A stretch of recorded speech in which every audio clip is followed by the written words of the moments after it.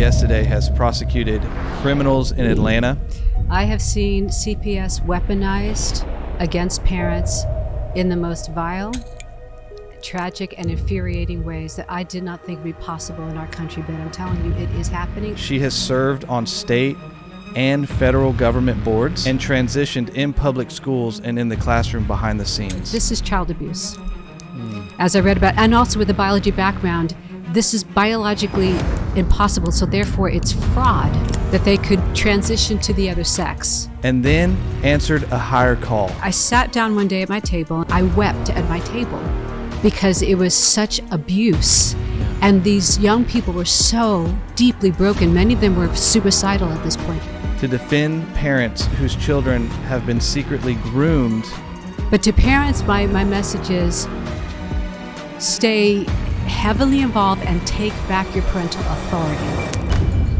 Vernadette Broyles is the founder and general counsel of the Child and Parental Rights Campaign, and I'm so excited to sit down with her today, and you guys are going to be blown away by this episode. And so with that, Vernadette, welcome to the Defending Freedom Show. How are you? Oh, I'm doing well. It's so good to see you, Colby. Yeah, great to see you too. Well, there's a lot to get into on today's episode, and I'm just very grateful that you could join us today here in studio. And so I want to start off by asking you, you graduated from Yale with a biology degree. You were kind of going the medical route, and then you ended up at Harvard Law School. I did. Tell us about that journey. You were heading on this one path, and then you shifted. What caused that? Well, at the time when I was at Yale, I fell away from the Lord, not surprisingly. It was a very secular and hostile environment, very humanist environment. And I exited my undergraduate. I was a biology major. I thought I was going to be a doctor on a medical track, but I didn't know the Lord. And I was very much living in the world, living for myself. And within a few years, I was doing biological brain research in the pharmaceutical industry and had everything going for me. But I was absolutely miserable, absolutely empty, living a very secular and wild lifestyle. Wow. And I came literally to the end of myself. I did not know who I was, where I was going, or even what purpose I had in life. And the pleasures of this world were not satisfying. And in the midst of that, my praying mother, probably her prayers broke through. And I turned to the Lord and gave my life to the Lord and began to ask the basic question, what is my purpose, God? Why am I here? Why am I given these gifts? And I heard very, very clearly in time spent alone with him in focus, you love justice, I love justice, and I've called you to do justice. And I knew, okay, I'm supposed to go into the law and switch directions, and by God's grace was accepted at Harvard Law School. Wow. Well, thank God for praying mothers. There's nothing like the power of a praying mother. Yes. So you ended up at the Fulton County DA's office, and you prosecuted cases. You served as the guardian. You're going to have to help me with this. Guardian ad litem. It's a Latin word.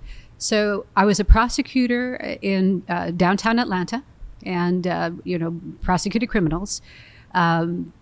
Became pregnant, had my son, and stepped away from the prosecutor's office. But as I built a private family law practice, part of that was to be appointed by courts to represent children as a guardian ad litem. A guardian ad litem represents the best interests of children in in difficult cases. It could be abuse, high conflict divorces, where you're representing the child, him or herself. And so I did that for 11 going on 12 years. And that caused me to become a very strong child's advocate. Wow. Well, and then you also served on state governing boards. You were on federal advisory boards. You were dealing with child and family services. In your time as a Fulton County in the DA's office and serving on these boards, how did that shape the way that you think about policy and how you ideology and some of these power institutions, over families and things of that nature? So in the state of Georgia, I was actually appointed by the governor to serve on the governing board of the Department of Human Services.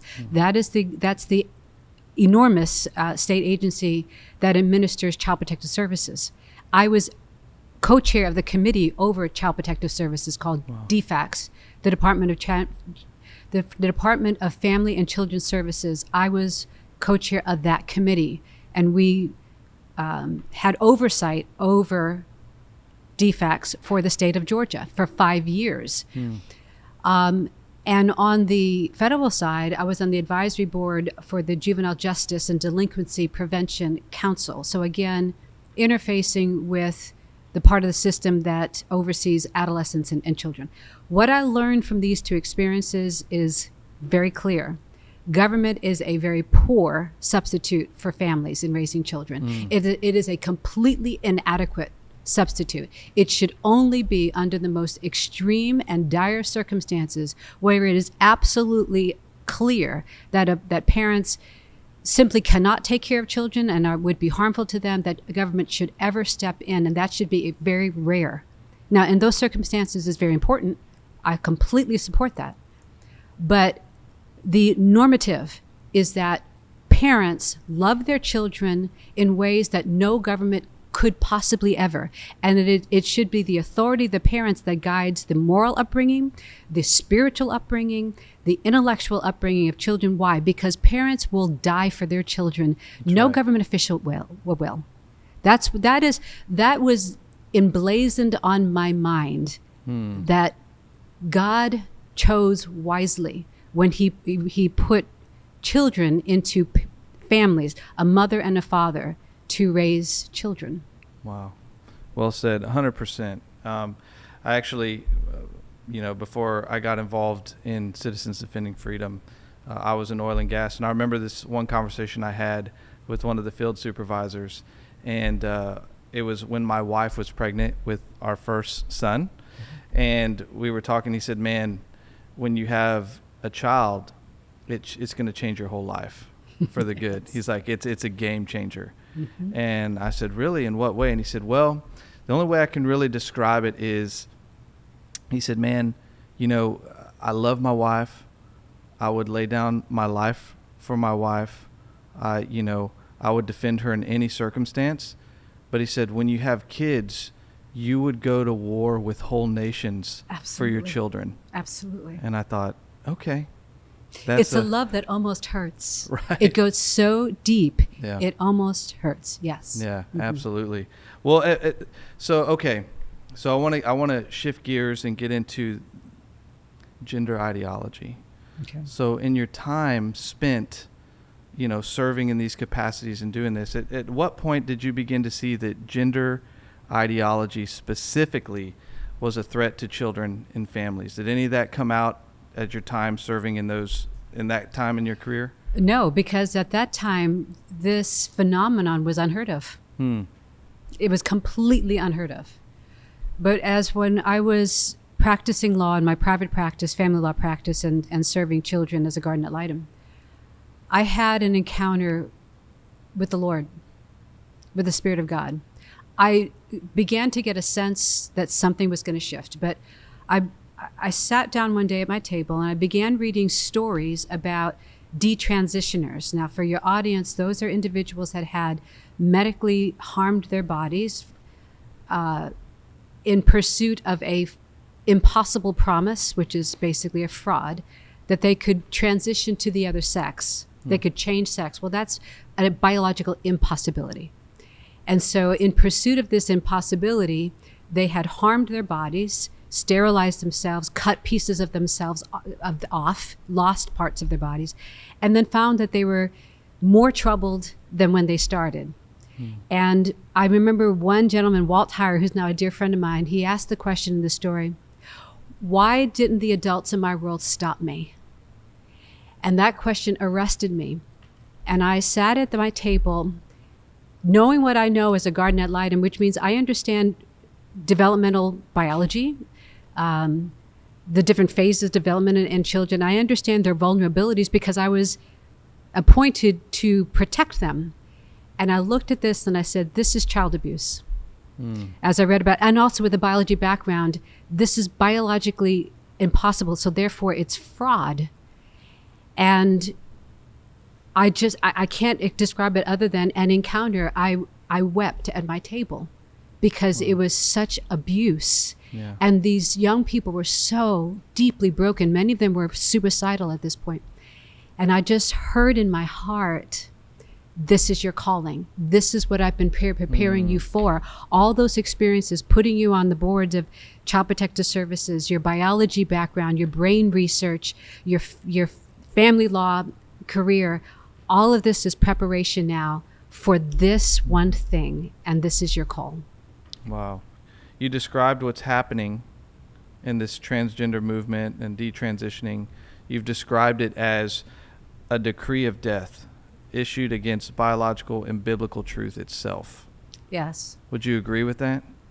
Well, I believe those are my words that I've used in other contexts, and Yes. I meant it. Because what people need to understand is that this entire ideology and agenda is part of a larger agenda, which is a deconstruction of truth. Once you have deconstructed truth in a person's mind, then you can substitute what is quote unquote true with anything that you want people to believe. It is ultimately about control of our beliefs, of our minds, and then ultimately of our society. It's very, very Marxist in that regard. So when you understand that, it is not simply about a few unfortunate, very vulnerable kids who reject their sex. It is using kids' vulnerability and susceptibility and sympathy to normalize a concept that is fundamentally false and that deconstructs the created order of male and female. You don't need to be religious to recognize the Homo sapien species is dichotomous. It has male and female, and that is biological reality. Right. But also, we also believe as Christians that we were created male and female. When you deconstruct those truths, the purpose is to be able to then cause us to believe in many ways by virtue of government force that something else is true, and it's whatever man wants to be true. And that's why they're going after children, because children are still learning what is true. Right. And so if we can cause children to believe what we want them to believe, we now have something more like Maoist China. Well, they'll believe us on multiple fronts, this new man-made humanist truth. Right. That is unmoored from objective, observable biological reality. Now you can take the mind anywhere you want it to go, particularly in this AI world we live. Mm-hmm. Absolutely. No, that's so true. And it's interesting you say that, because I look back to when we had COVID, right? Yes, perfect example. And everybody was saying, trust the science, especially the people on, the radical left. Trust the science. We got to mask up. We got to distance ourselves. We got to do all this stuff, right? But then when it comes to this issue, and we know what the science tells us, there's only two genders. There's only two biological sexes. Sexes. That's right. Right. But they want to say, well, no, but we're talking about gender identity. So it's like when the science comes in this topic, it's like, no, we're not going to listen to the science about this. We're going to just choose to go with our feelings. We're going to distort the truth. It's actually worse than that, Colby, because what the activists on the other side, scientists, doctors, do, and they're actually relatively few, but they're disproportionately powerful. What they actually do is that they distort the science. And what they will say is that there's an infinite number of genders, because gender is whatever you want it to be. Exactly.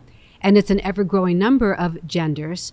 But they will say that your gender identity is actually a superior identification of what you are than your sex.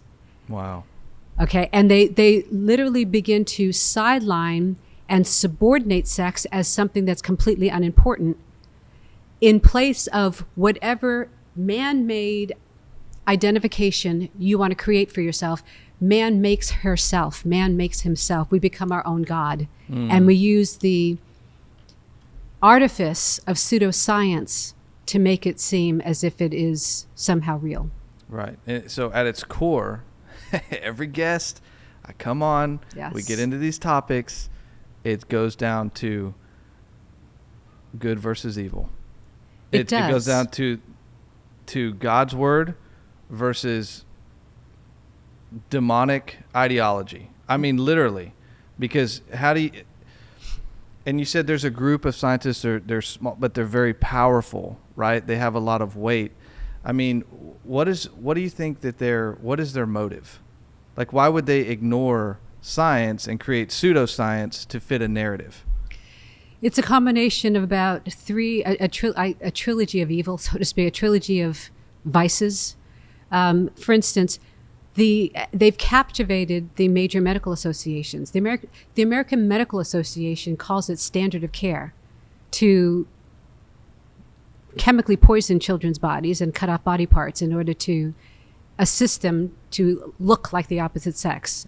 It's called gender affirming care. I call it sex rejecting procedures. That's the American Medical Association. The American Association of Pediatricians calls it standard of care. The Endocrine Society, the American Psychological Association, the American Psychiatric Association. Most of the major medical associations call this insanity, this medical abuse, standard of care. We don't have time to go into. There was a way in which they captured the policy-making bodies in those organizations. It's not because their members believe this, by no stretch, not at all. But their powerful policy-making bodies have been infiltrated by activists. What's the motive? I believe it's basically three. It's a toxic combination of flat-out greed, because if you can convince a little girl that she is a boy, she now has to go on to treatments for the rest of her shortened life. Her life will be shortened. And their estimates are somewhere between $1.5 million to $2 million just on this testosterone.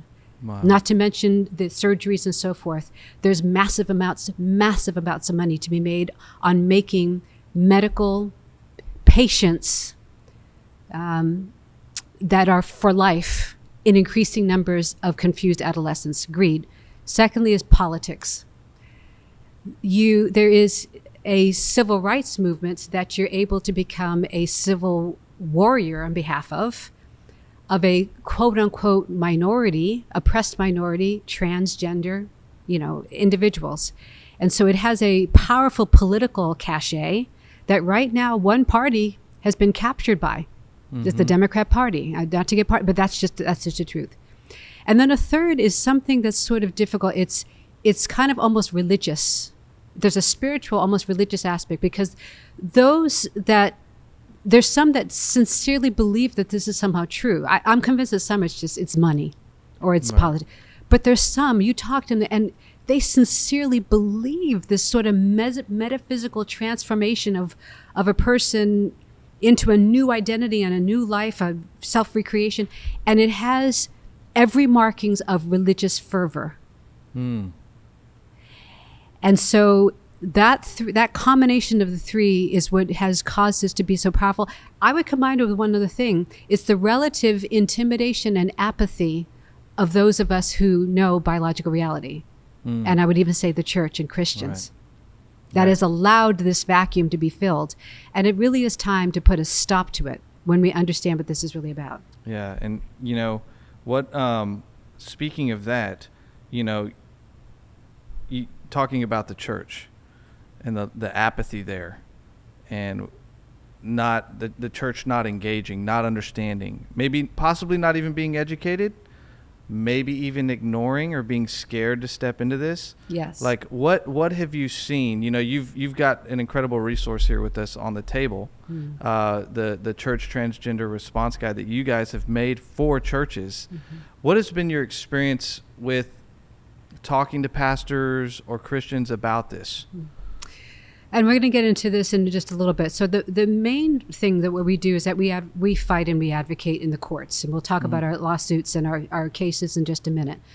But we realized we were not going to win this battle in just the courts. We needed to get into the courts of public opinion, which is culture. Culture and what happens in the courts, they feed each other. And so as we began to reach out to churches, we encountered two things that were very disturbing to us. One is just flat out ignorance. The idea of, well, we don't have a trans kid in our youth group. This doesn't touch us. We're in a conservative part of the country, whatever. And it's not grasping the reach of this thing and the fundamental nature of this thing to just undo cores of our society. It will get to you.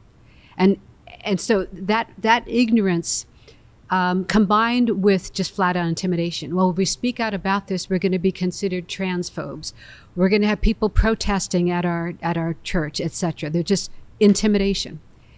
And so I was so, not just I felt that the heart of God was so grieved by this. I was reading the other day the description of what Jesus endured truthfully, like the details of what he endured. It was so torturous that I could barely be able to read it and finish the document. And so I think that we can't endure a thumbnail of suffering for the truth that he came to give us. No. The message that I really felt was laid on my heart is the message of Esther. Do not believe that you'll be safe if you do not understand the time in which you live and step into the gap in such a time as this, because a decree of death has been issued over our young people to reject themselves, to sterilize themselves. Their family line will end with them because they become sterilized with these treatments. And they reject God. Every last one of them will turn on God. If you do not step in with this decree of death has been issued spiritually for our children, our future, our incoming generation, do not think that you will be spared behind your wall. It will come after churches, our 501c3s, our parents, our parenting, our ability to even speak truth in our pulpit. In Canada, you can't. In Finland, you can't.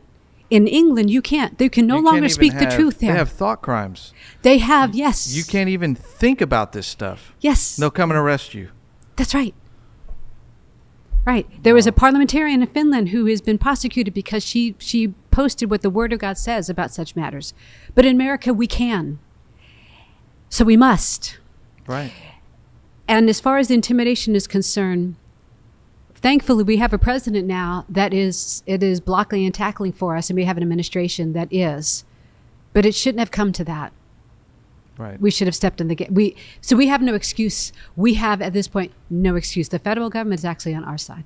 Right. Yeah. Praise God for that. Yes. So, my resource. Okay. Yeah. Go for it. So but this is under the Biden administration of just a couple years ago. I just felt led very clearly by the Spirit of God to pull together a team of experts on this. We are experts ourselves, but we also pulled in other experts that we know to write a comprehensive guide. It's called the Church Transgender Response Guide. It's a beautiful document. I'm not sure if you can see this, but as example, it educates the church precisely what is this phenomenon, where does it come from, how has it infiltrated our schools? Because, of course, tens of millions of our children are in schools. That's the best way they have found out to reach our children. The mental health aspects, the medical aspects. Then there's a section to the senior pastors. How do you protect your church? How do you speak on the truth? How do you legally protect your church in your documentation? There's a section to parents. How do you protect your children? How do you take back your authority? And then there's a section to the children, young people themselves, for youth pastors. This is designed to be not academic. It is designed to be a equipping document. You can turn into curriculum, and you can train your leaders and your congregation how to understand this, how to stand in the gap for families in your community, as well as to how to protect your own children. And then we do provide training as well, if that's desired. Right. Yeah, and we will put the link to this guide in the description for the video. So pastors, anybody can have access to this and to y'all's website. And if they need you to come train your team, we will come and train. Yep, they can get a hold of you.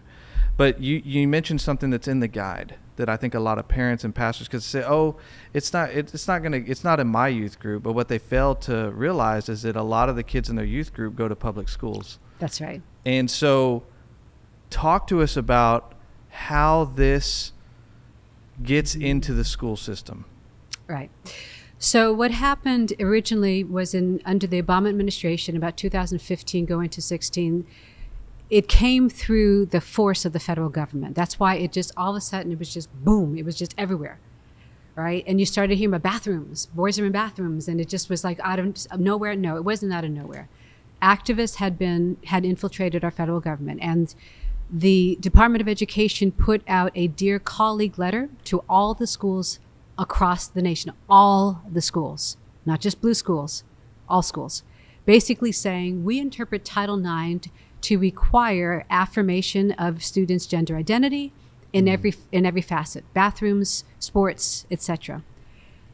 And then all of a sudden, about 2016 and 17, about 16, you started to see bathrooms being opened up and these policies manifesting all over the country. At the same time, there are tens of millions of private dollars, Soros dollars, liberal dollars, that flowed into our school systems where activists, nonprofits began meeting privately with school board officials and began to give them training about transgenderism and how it's necessary to affirm students. And if you don't, they'll commit suicide. And it's your job. You're there to protect children, including even from their parents. So this training from the grassroots met with the federal government dictate. And then all of a sudden, we had a huge problem. Now, the President Trump administration came in the first time, and it began to pull back. But when Biden's administration came in, again, this is not politics. This is just fact. Right. His administration took it to a whole other level and began to force schools to, in fact, they put out a federal rule saying you must affirm, otherwise it's a violation of Title IX that you don't. And so under that administration, this went like wildfire through our schools. We started seeing women's sports being infiltrated by men. Right. And then we're going to talk in just a second about the secret transitioning and how that played out. And that's happening in the classrooms, the secret transitioning. Before we get there, okay, talk about the curriculum, right? Because, listen, there's a lot of people, when you start talking about this stuff, they're like, it's not in my school, or parents, they call you cuckoo. They're like, it's not even there. They don't realize that it is. And it comes in through a Trojan horse. A lot of it comes through SEL. Yes. You want to talk a little bit about SEL? Sure. Yeah. And it's happening still today. Even under Trump 47, in which the Department of Education has made it clear that federal policy is biological reality, federal policy can only do so much when local control wants to do something different. So, for instance, in the state of Georgia, I've got a school district right now where I know for a fact, wholesale, they are affirming children's gender confusion. Wow. Across the board. This is red state Georgia. And it is continuing in other schools. But okay, so what's happening? It's a combination of teachers working into their curriculum, into their math lessons, the word problems, or in social, SEL is social emotional learning. Social emotional learning came in under the Obama administration. It was supposed to be a way of training children in their emotional regulation and moral outlook, as well as their academic. It was horrid. It was really a way of getting control of children's belief system. So social emotional learning is now in 90-something% of schools across the country, became standard and normalized, and some facet of social emotional learning will access children's moral compass and normalize transgenderism. Right. Yeah. In fact, social emotional learning had its inception in New Age, by the way. When it first was conceived, so people understand. Wow. And in the guide, they use a little unicorn. Yes. Can you? I don't know if it's off the top of your head. You need to open the guide, but I think people need to see this. Yeah. Or explain Where's this. my Like unicorn? this is one of the things that they do. They use a cute little unicorn, and they teach your kids about gender identity. Yeah. And that's how they affirm it. They use these illustrations. Yeah, here we go. So it's the gender unicorn. So it's something that's appealing to children, to young. This is for elementary school children. And they keep this secret from parents because for obvious reasons. It's using children's imagination, their imaginative play mind, because again, they're still trying to understand what reality is themselves. And they'll put before them these adorable pictures of, here, let me pull this back out again, of saying, well, you're a gender unicorn and your identity can be male, female, or something else, whatever you choose. Your gender expression can be masculine, feminine, or something else. And they say, what is your sex assigned at birth? Not what is your sex. They use this term, sex assigned at birth. By the way, never, ever use that term. It's as if to imply that your sex is something arbitrary, like the number on your birth certificate, just arbitrarily thrown on there thoughtlessly. No, as if your sex is something that's at birth, but it could change. No, it's your sex until forever. Right. Yes. Yes. So, but they'll teach this to children while they're young, and in the lower grades, and they're impressionable, or when they're adolescents and teenagers and they become social warriors. They're captivating that youthful exuberance. Right. And that's why they have to keep it private, secret from parents. In fact, in California, it was state policy not to tell parents until they got sued and it went to the federal government. But it's still happening now, where they will socially transition children who want to be treated as the opposite sex in schools, and they don't want their parents to know. So there'll be secret gender closets at school. Wow. Susie goes to school dressed like a girl. She gets there, unbeknownst to her parents, she puts on male clothes. She impersonates a male all day. She's called he, him, some male name all day, and then comes home and lives a double life, which is in and of itself attacks their mental health. Wow. And the schools know this? Some of the schools know this, and some of these teachers do this. And what do they tell the kids? Like, don't tell mommy and daddy? No, what they'll do is that they'll form sort of a secrecy pact. I'll champion you. I'll be your champion. I'll be your best friend. I will be your partner in this. I'll support. The word support is very commonly, I'll support you in this desire you have. And I'm okay with not telling your parents because I'm here for you. I'm an adult that's here for you through your journey of transition. And they form a secrecy pact many times, where school officials, listen, the major teacher labor unions are all in on this ideology. The National Teachers Association and the National Teacher Federation, I believe they're called, are all in on this ideology. We have found it in their yearly conferences of how to keep secrets from parents. Wow. How you're the difference between this child discovering themselves or not. You need to protect these children. This is what they teach their teachers. It's almost like you can't trust your parents. We're like your trusted advocate.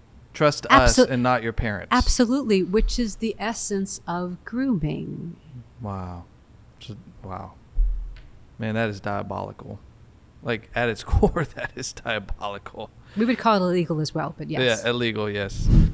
Hey, wanted to take a quick break from the show to tell you about one of our sponsors, Citizens Defending Freedom. If you've never heard about Citizens Defending Freedom, they are an incredible nonprofit organization that was designed to help train and equip the body of Christ to stand for and preserve their liberties at the local level. Basically, Citizens Defending Freedom is putting government back into the hands of the American people. I want to encourage you to go to citizensdefendingfreedom.com, check out their website. You can sign up to subscribe and get mailers from them and learn about what they're doing. You can check out their incredible resources and toolkits. You can reach out to them and they will be in contact with you. Or if you want to support them financially, I would encourage you to do so. Citizens Defending Freedom is doing the meaningful work to turn this country back to God. Again, go check out Citizens Defending Freedom at citizensdefendingfreedom.com. All right, now back to the show. Well, so you represented a family, the Pettis family, is that correct? The Perez family? Perez family. We actually Yes. represented 6. We had filed 6 federal lawsuits against school districts for the secret transitioning. Wow, and Yeah. so their daughter was secretly counseled, and with her gender identity in school for months. You want to talk about that a little bit? The Perez family, yeah, that's out of Florida, and that's still pending in Florida federal court. The Perez family is a beautiful Hispanic, Puerto Rican by descent family, very Catholic. Their daughter became gender confused as a result of, we believe it was bullying. She wanted to identify as a boy. Shared this with the counselor. The counselor began having private meetings with her for weeks, a couple of months, and they entered into an agreement to not tell their parents, specifically because the parents were Christians and Catholics and would not go along. So it was a deliberate non-disclosure. The little girl she was in middle school, she started living this double life that I'm talking about. Everything I tell you about is because I've walked through these things with families. It's not theoretical. Right. It's I've real. walked through families with this real. torture. Yeah. She became so destabilized and living a double life, a Christian Catholic girl in one place and something different at school, that when she went back to school, she attempted to take her life in the bathroom by hanging. And the first that the parents ever discovered that any of this was going on, the father's a lawyer, was when they were called to the school by the principal, come to the school to see their daughter being taken away in the back of a police car to a mental health facility. And they were finally told that she had been identifying as a male and meeting with the teacher. That's how they first learned about this. Wow. After the suicide attempt. Man. And we filed a lawsuit. Wow. You know, I wanna shift gears, and I want to talk about CPS. Child Protective Services. Yes. There's a role that they play in this, and have you seen CPS be weaponized against parents that don't agree with maybe a child that identifies as a different gender? Have you seen what have you seen? Is CPS, can they get out of hand, or what does that look like? I have seen CPS weaponized against parents in the most vile, tragic, and infuriating ways that I did not think would be possible in our country. But I'm telling you, it is happening. I have handled these cases myself. I've tried in court 2 of them. We have handled numerous situations involving CPS, and my close colleagues have also handled them as well. This is happening. In fact, it's not only happening, but in blue states, it's unspoken policy amongst their activists, CPS workers, because they've been trained. We've looked at the training. I've seen the judicial training that have happened in juvenile courts, particularly under the Biden administration. They gave out large grants to these woke nonprofit organizations to go into the juvenile courts and to train judges and caseworkers to believe that a parent or anyone that does not affirm a child's gender identity, their false identity, is unsafe. That's the training that they were getting. So I had a case in Arizona in which I won the case in court, but they had removed this child effectively because the parents were not willing to affirm. The parents were willing to give all the mental health care needed, but they wouldn't affirm. And another case in California, and I got a case right now in Massachusetts that's happening right now. The children become so radicalized while in state's care that even though I won in court, she refused to come back to the parents. She literally refused, and immediately got herself taken back into CPS. We could not get our hands on her. These are not isolated incidents. We don't know fully the extent because parents are gagged. These courts have privacy laws and rules that they are sealed, or the parents are gagged. They cannot speak about it. So can you imagine you have 3 boys? You cannot see your son You can't touch him. You can't kiss him. You can't talk to him because you refuse to endorse the lie that he's a girl. And this goes on month after month, and you have court hearing after hearing after hearing in which you're cast as an unfit father because you refuse to endorse a lie that's contrary to your beliefs and biology. But I'm telling you, this is happening. It is the worst torture a parent can endure. I've had parents that tell me I'm suicidal. Wow. I want to take my own life. I cannot endure it. My government has done this to me, and it is happening still. I've got a case right now in Massachusetts. DCF has this little girl. She's 16 years old, and they wanted to poison her body with testosterone. We're fighting it right now in court. How does this happen to where, like, can't the administration right now, can't they come out and undo that? Or is it so, well, like the lower courts, like how does all of that work? Yeah. I'm learning as I'm sitting across the table from Yeah. you, but seriously, like, I don't understand why, if this is happening, why can't our current administration come out and do something about it? Well, the current administration is doing something about it, but you need to understand the division between the federal government and the state government. Child Protective Services has traditionally and statutorily been a creature of state government. Mm-hmm. The federal government under our Constitution is a government of limited powers, limited enumerated powers. Mm-hmm. Any power not enumerated to the federal government is retained by the states. The states are sovereign over their citizens. Yeah.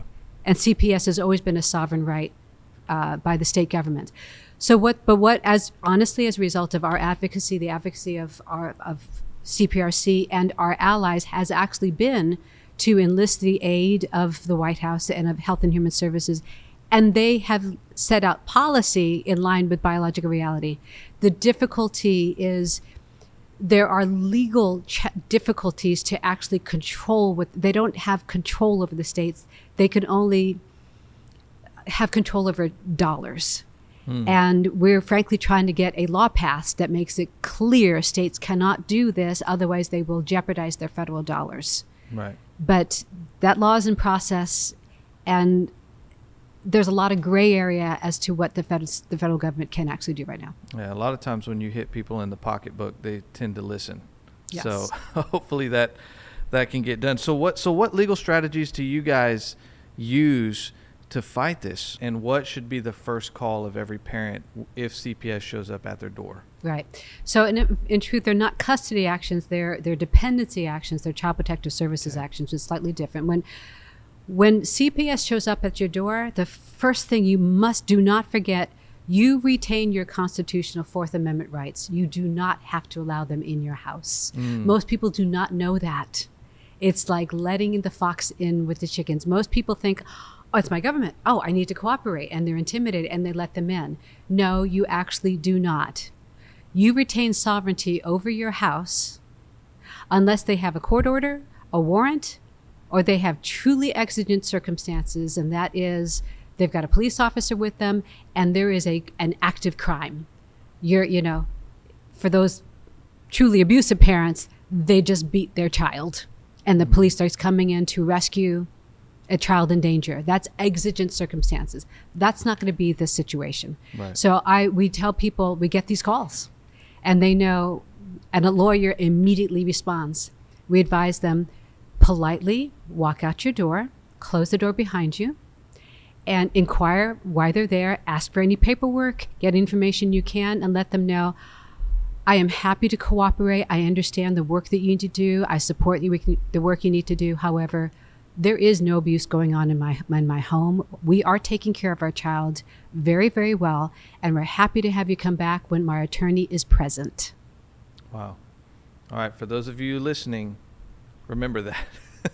Yes, and because once you get an attorney involved, it changes everything, and they really have to be much more careful. And 8 or 9 times out of 10, it's going to get resolved without them taking your child. Once they take your child in their physical possession, you're in a world of hurt because that catalyzes the court process to start. Mm-hmm. And then getting the child back is so hard. It's not impossible, but it's very, very hard.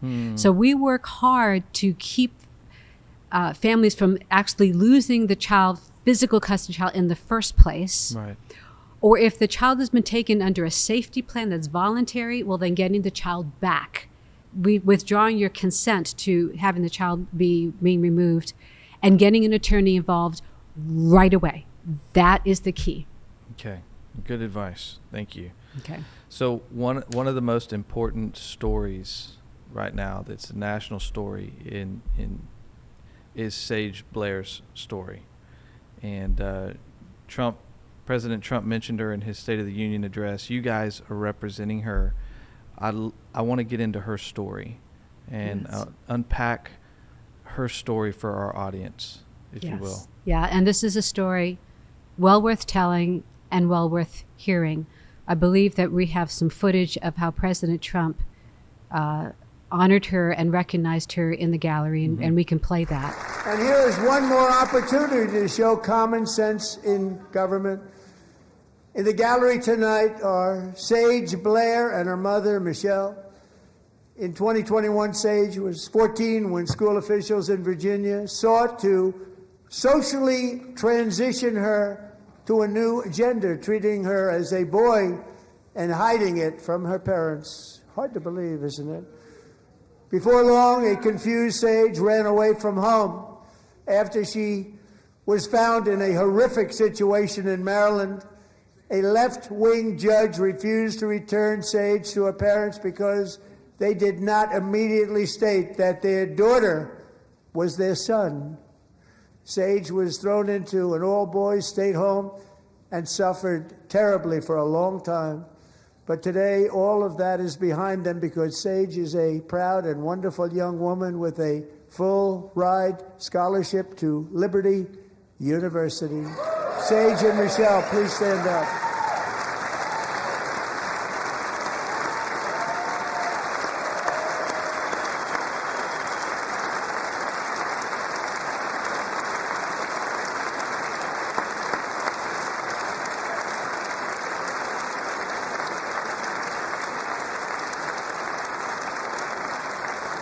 And thank you for your great bravery. And who can believe that we're even speaking about things like this? 15 years ago, if somebody was up here and said that, they'd say, what's wrong with him? But now we have to say it because it's going on all over numerous states without even telling the parents. But surely we can all agree no state can be allowed to rip children from their parents' arms and transition them to a new gender against the parents' will. Who would believe that we're even talking about this? We must ban it, and we must ban it immediately.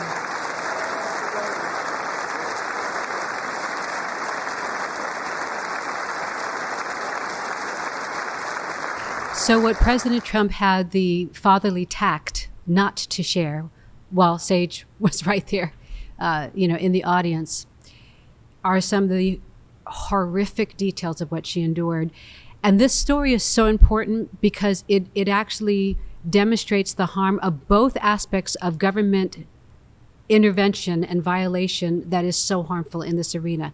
Both the secret transitioning and child protective services are both involved here. At the inception, Sage had trauma in her early life. She had a difficult early childhood. And not surprisingly, she manifested that in rejecting her sex when she hit puberty. She began to identify as a male at school and immediately began to be bullied and sexually harassed and threatened by the boys who wanted to, quote, teach her to be a girl. The school counselors, rather than telling the parents what's going on and bring them into the situation, decided to keep this a secret, which is part and parcel for how they're trained by they're in their training.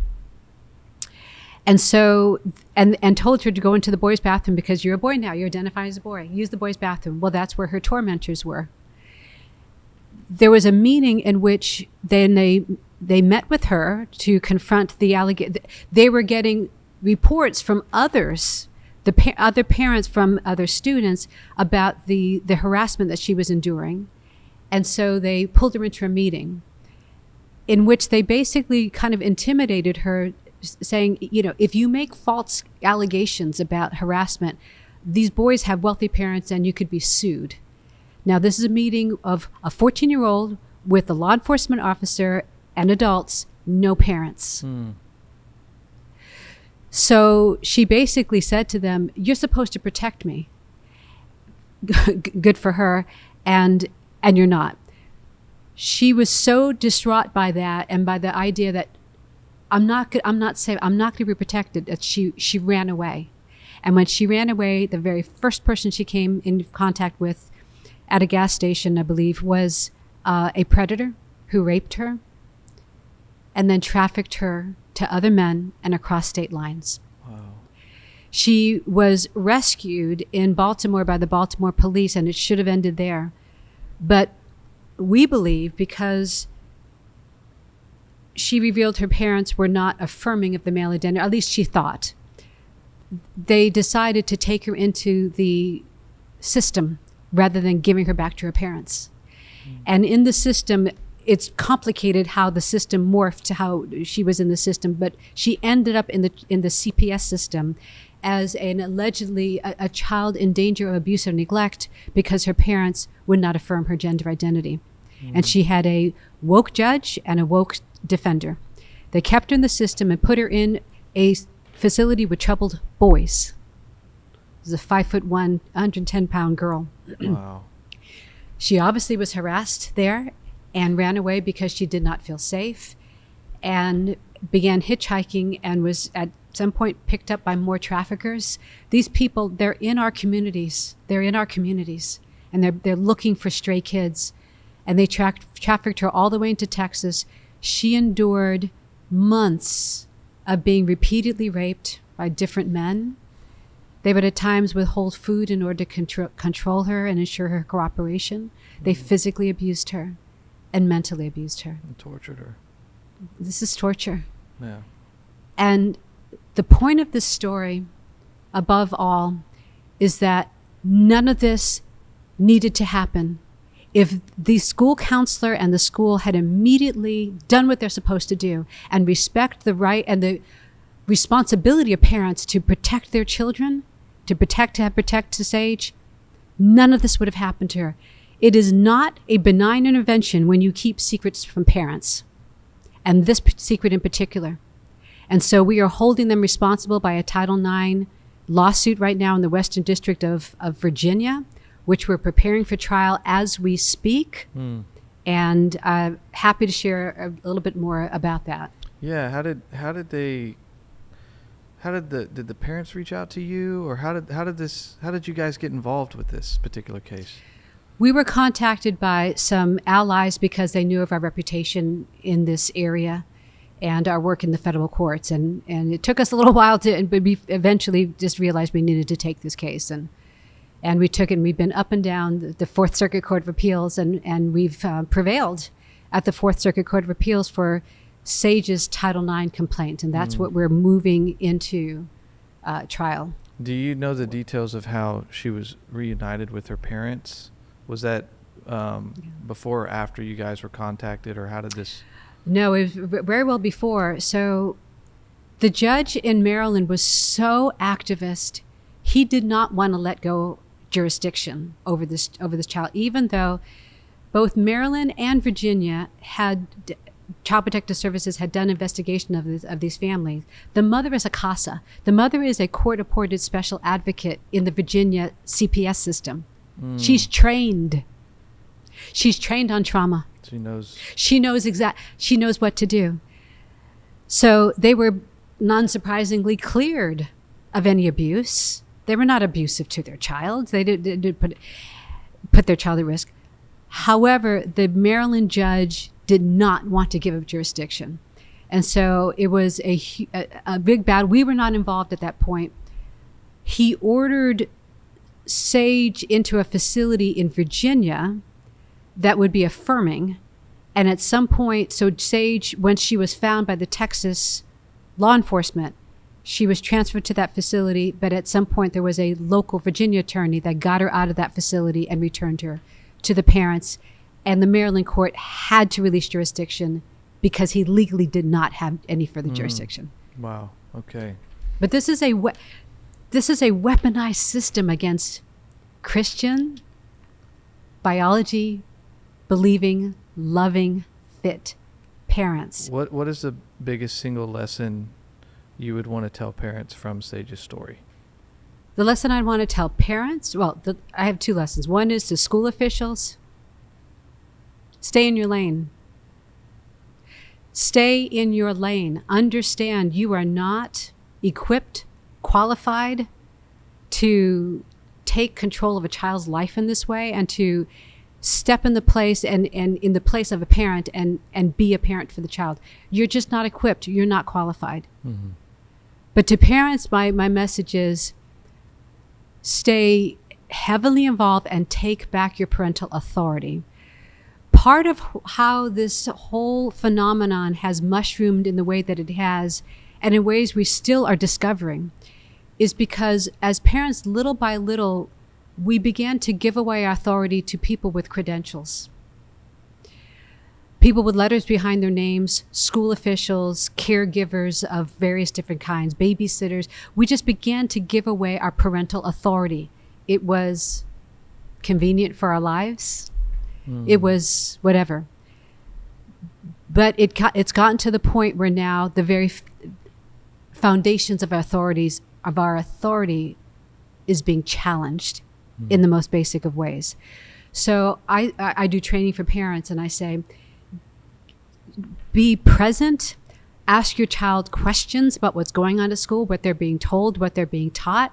And if you get a whiff of your child being taught that she could be something other sex or any of this ideology, you immediately assert your authority and make it clear to that school that we do not endorse this ideology. This is what our belief system is. We've researched this. We understand this. It would be harmful to our child if you affirm a false identity. We expect to be notified immediately if such a thing happens, and we will hold you accountable if you do not, and put it in writing. And if you get any sense that there's any pushback on you, take your child out of that school. Right. Because if it continues, you could potentially lose your child in ways that will be years in getting this child back. Wow. Yeah. So I think the last thing I wanted to share with your audience is the ability to not just listen to all of this. You know, I've had people tell me all the time, particularly fathers, I can barely hear what you're talking about. Because the idea of it happened to one of my children, particularly my daughters, I might do something criminal. Okay. And so they really become angry, and moms as well, mama bears. But so we like to give people the opportunity to get in the fight. Yeah. And right now we are in the process of preparing for trial. We are hiring 6 experts, extraordinarily expensive. We probably will have 20 depositions at minimum. We have travel costs. These are extremely expensive cases to try them effectively. So we're in the process of candidly needing to raise about $200,000 immediately for these trial preparations, and court deadlines. They don't move. You have to hit those deadlines. Right. So I want to offer the opportunity to your audience, if the Lord places it on your heart, to support Sage and support her legal fight to hold her tormentors accountable. And I know that there's going to be a way that's flashed on the screen for how you can contact us or how you can get our website, and you can financially support this endeavor in any way that the Lord places it on your heart. But it really is a immediate need, and I would just ask in all humility for that support, and any way that you're able to. And I thank you for the chance to share that with your audience. Absolutely. And I always say, there's power in numbers, right? If 200,000 people would give $1, you'd have the money, right? I mean, what's $1 these days? Right.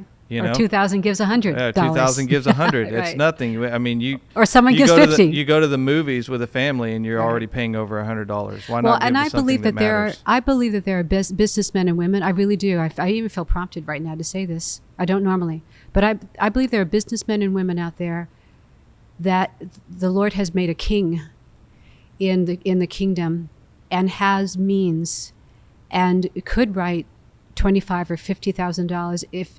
If that is you, then listen to that voice. Just listen to that voice. That's all I would say. Right. Is this what you're doing is kingdom work? It is kingdom work. Absolutely. And we will put we'll put all this in the description. So any links or anything where people can go find you and be able to help Sage and give to this fight, we'll be sure to add If you that. call, ask for me. Yep. And we'll figure out a way to have me call you back if you're one of those, without a question. Absolutely. So we've been talking about this and very much kingdom work, what you're doing, spiritual battle all the way around. How do you stay filled up? Like, how do you stay in the fight? Like, how does your relationship, your faith, your relationship with God ground you and keep you going? Because some of the stuff we're talking about here is really dark. It's dark. It's demonic things that you're out there fighting. You're on the front lines, you and your staff, and what y'all do. So how does God sustain you in the midst of the battle? Well, I lead a staff of 12 at this point across 4, going on 5 states lines. And I take very seriously the responsibility to lead by example, because I never want them to feel afraid or to feel uncovered towards this evil. So it has to start with the head. I recognize this is the most wicked of wicked because it is deconstructing Genesis, the created order, and it's basically calling God a liar. God, you didn't know what you're doing. You make mistakes. It's attacking the very nature of God. So I have found at times that the pressure of this can be almost overwhelming, because when you walk with these families and you identify with their pain of what they've endured or what these young people endure, it's almost a tendency to want to feel, I have to win, and to feel like the pressure, it relies on me, and to carry that on my shoulders. I'm a fighter, but I'm a human. And there have been times where I literally have to take a portion of my day, just stop and get with the Lord. About 2 weeks ago, I was sharing this with you, that happened. The Sage's case became so weighty to me, and the idea of possibly failing on behalf of a young lady that has endured so much was crushing. It was crushing to my soul. And I knew the only way I could handle it was I just had to turn it all off and get with the Lord and remind myself of his goodness, his faithfulness. Read the Psalms, read Psalm 91, read where David felt crushed, but again extolled his goodness, his faithfulness. The word says that David encouraged himself in the Lord when he felt like it was too much. And there are times where I just have to do that. Every day I spend time with the Lord. But there are times where it just becomes overwhelming. I go and I encourage myself in the Lord. This is real. And right now we continue with that, and we do that as a firm, for that matter. We pray together. We invite God to be at the very helm of the battles that we're fighting. Amen. And when we win, it's because of him. Right. His victory. That's awesome. Thank you. That's so encouraging. Well, thank you so much, Vernadette, for joining us. This has been incredible. And I know we're going to put all this, but why don't you just tell everybody where they can find you, follow you, the website for your organization. Sure. Tell people how they can get a hold of you. Sure. Well, I believe that it'll flash there as well, but our website is childparentrights.org, which you should see. We're on X, and I don't remember our handles. You can find us on X, and you'll see it on what's flashing in front of you, and our number, and info@childparentrights.org is a way to email, and you can ask to get to me if necessary. So I believe all of that will be in front of you, and we look forward to hearing from you. And if you're a family where CPS has showed up at your door because of gender confusion, by all means call us, and call us quickly. Awesome. Vernadette, thank you. Thank you for all you're doing.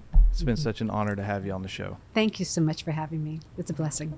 Now we're going to go into the red zone, and this is a part of the show where we talk about things that we wouldn't necessarily talk about out on our public channels. And if you want to join Vernadette and I in the red zone, you can go to our Patreon account and join the Defender Circle and subscribe. And I'd encourage you to do that, because we're going to have an awesome conversation on the other side. All right, you ready? Let's do it.